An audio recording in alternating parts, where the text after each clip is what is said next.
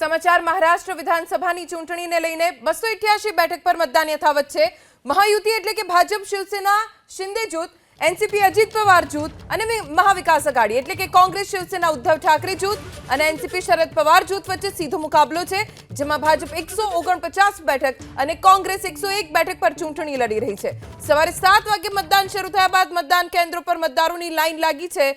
RSS વડા મોહન ભાગવતે નાગપુરમાં મતદાન કર્યું અને લોકશાહીમાં મતદાન કરવું એ નાગરિકોની ફરજ હોવાની વાત કરી। સાંસદ સુપ્રિયા સુલેએ પણ મતાધિકારનો ઉપયોગ કર્યો। આ તરફ અભિનેતા અક્ષય કુમાર, રાજકુમાર રાવે પણ મતદાન કર્યું અને મતદારોને મતદાન કરવા માટે અપીલ કરી। સવારે 7 વાગ્યાથી મતદાન ચાલુ છે।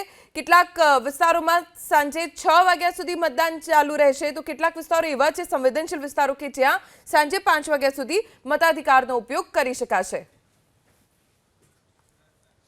વધુ જાણકારી અમારા સંવાદદાતા ધનરાજ બાગડે પાસેથી પ્રાપ્ત કરીશું। ધનરાજ, છેલ્લા 5 વર્ષમાં 2019 થી લઈને 2024 સુધી મહારાષ્ટ્રની રાજનીતિમાં છેલ્લા 5 વર્ષમાં ઘણા બધા ઉતાર ચઢાવ આવ્યા અને એનું જ પરિણામ છે કે આ વખતની ચૂંટણી કદાચ મહારાષ્ટ્રની ચૂંટણીના ઇતિહાસમાં સૌથી જટિલ છે, કેમ કે દરેક પક્ષ નવા સાથી સાથે ચૂંટણી લડી રહ્યું છે। આજે મતદાનનો દિવસ, કેવો માહોલ મતદારોમાં? જી બિલકુલ, મતદારો તો લાઇનમાં લાગી ગયા છે, પરંતુ આ વખતની જે ચૂંટણી છે અને મતદાન જે થઈ રહ્યું છે ત્યારે ખૂબ જ કાંટાની ટક્કર કહી શકાય। બે શિવસેના, બે એનસીપી અને સીધી ટક્કર કોંગ્રેસ અને ભાજપની। ત્યારે મતદાતાઓ સૌથી વધારે મોજૂદ છે। એબીપી અસ્મિતાની ટીમ અત્યારે મોજૂદ છે મુંબઈના ઘાટકોપર વિસ્તારમાં, અને ઘાટકોપરમાં આ પ્રમાણે આ તમામ ગુજરાતીઓ વહેલી સવારથી જ લાઇનમાં લાગી ચૂક્યા છે, કારણ કે તેમને કરવું છે મતદાન એટલે કે જે રીતે અત્યારે હાલ મતાધિકારનો ઉપયોગ કરવા માંગી રહ્યા છે, ત્યારે યુવાઓથી લઈને સિનિયર સિટીઝન તમામ અહીં ઉપસ્થિત થયા છે। ત્યારે આ વખતે તેઓ પોતાના મન પસંદીદા ઉમેદવારને ચૂંટી લાવવા માટે તેઓ અત્યારે હાલ વહેલી સવારથી જ આવ્યા। કોઈ કસરત કરતાં મોર્નિંગ વોક કરતાં આગળ આવ્યું છે, તો કોઈક અત્યારે હાલ ખાસ કરીને કલાકોથી અહીં ઉપસ્થિત થયા છે અને એક જ ઉદ્દેશ છે તમામનો કે મતદાન કરવું છે। આ ગુજરાતીઓની લાઈન છે અને ઘાટકોપર વિસ્તારની અંદર આ તમામ લોકો છે એ મતદાન કરવા માટે ઉપસ્થિત થયા છે। ત્યારે ચાકચોબંધ બંદોબસ્ત અત્યારે તમે જોઈ શકો છો ઘાટકોપર વિસ્તારની અંદર। આ પ્રમાણે ગુજરાતી મતદાતાઓ છે તેઓ અત્યારે હાલ ઉપસ્થિત થયા છે અને તેઓ અત્યારે હાલ પોતાના ઉમેદવારને ચૂંટી લાવવા માટે અત્યારે આ રીતે લાંબી લાઈન છે તેમણે લગાવી રાખી છે। આપણે જે મતદાતાઓ સાથે વાતચીત કરીશું કે આ વખતે તેઓ તેઓ ઈચ્છી રહ્યા છે, કયા પ્રકારનું તેમનું મતદાન અત્યારે હાલ જોવા મળી રહ્યું છે। શું કહેશો? મતદાન સવારથી જ છે, કેટલા ઉત્સાહિત છો? કઈ રીતે તમે ઉત્સાહિત છો? કેટલા મતદાતાઓ ઉત્સાહિત છે?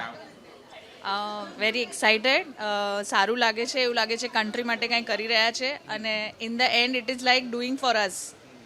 Thank you. શું મુદ્દાઓ છે તમારા આ વખતના? મુદ્દાઓ એટલે શું ઈચ્છો છો, શું થવું જોઈએ ઘાટકોપરમાં, મુંબઈમાં, દેશમાં? એવું કંઈ સ્પેસિફિક નથી। બિલકુલ, તમે શું કહેશો? ગુજરાતીઓ વહેલી સવારથી જ લાઈનમાં, કેમ આટલી બધી લાંબી લાઈન? એ ઉત્સાહિત છે બધા કે સારી સરકાર આવે।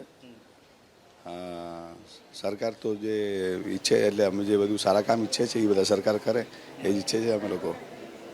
બિલકુલ, જોઈ શકાય છે યુવાનો મોટી સંખ્યામાં ઉપસ્થિત। મેડમ, શું કહેશો? આ વખતનો માહોલ કેવો છે? I think people are more aware કે પોતાની ડ્યુટી કરવી જ જોઈએ। That's why all are here in such a early morning time. શું ઈચ્છો છો? કયા પ્રકારના મુદ્દાને ધ્યાનમાં રાખીને મતદાન થઈ રહ્યું છે?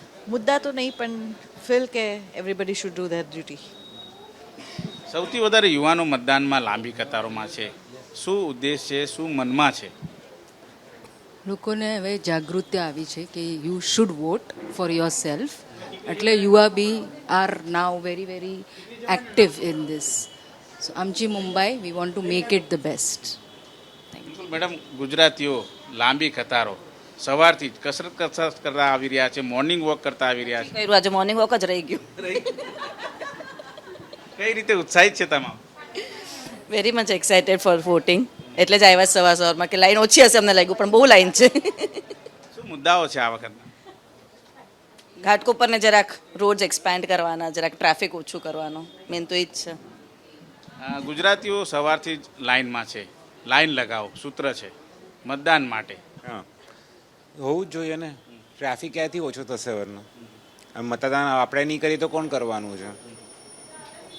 કયા કયા મુદ્દાઓ રહેલા છે ઘાટકોપરમાં? ટ્રાફિક સૌથી મોટો ટ્રાફિક જ છે, બીજું કાંઈ જ નથી.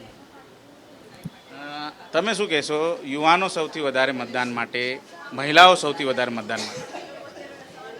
પ્રોગ્રેસ થવા માટે, પર્સનલ પ્રોગ્રેસ બી અને સ્ટેટ પ્રોગ્રેસ બી, એની માટે આવ્યા છે વોટિંગ કરવા માટે. યુવાનો સૌથી વધારે લાઇનમાં લાગ્યા છે, શું મનમાં છે યુવાનોનું? હમણાં ખબર પડે છે ને રિસ્પોન્સિબિલિટી શું છે ઇન્ડિયા તરફ આપણી, એટલે વોટિંગ માટે હમણાં બધા એક્સાઇટેડ છે કરવા માટે. ગુજરાતીઓ સૌથી વધારે મતદાન કરવા આવી રહ્યા છે, જ્યાં નજર જુઓ ત્યાં ગુજરાતીઓની લાઈન. કેમ આવું હશે માહોલ? કેમ? એ પ્રોગ્રેસ માટે મેઇન એમ, બસ પોતાનું બી પ્રોગ્રેસ થાય છે એમાં અને દેશનું બી વિકાસ થાય છે, તો એ જરૂરી જ છે. બેન, તમે શું ઈચ્છો છો? શું થવું જોઈએ તમારે ત્યાં? કયા પ્રકારની અપેક્ષાઓ છે? શું કહેશો બેન? કાંઈ નહીં, રોડ સાઈડ જે બધા ટ્રાફિક, ટેમ્પો, રિક્ષા બધા પાર્કિંગ થાય છે એ ના થવું જોઈએ, રોડ થોડો વાઇડ રહે. બસ ઇલેક્શન હોય ત્યારે થઈ જાય, બાકી પછી હતું એનું એ. બિલકુલ બેન, મતદાન માટે યુવાનો ઉમટ્યા છે, શું અપીલ છે લોકોને તમારી? આ વખતે યુવાનો કાફી એક્સાઇટેડ છે વોટિંગ કરવા માટે, અને વોટિંગની વ્યવસ્થા પણ સારી રીતે કરી છે આ વખતે બધાએ, એટલે ખૂબ જ બધા સારી રીતે વોટિંગ થઈ રહ્યું છે અત્યારના.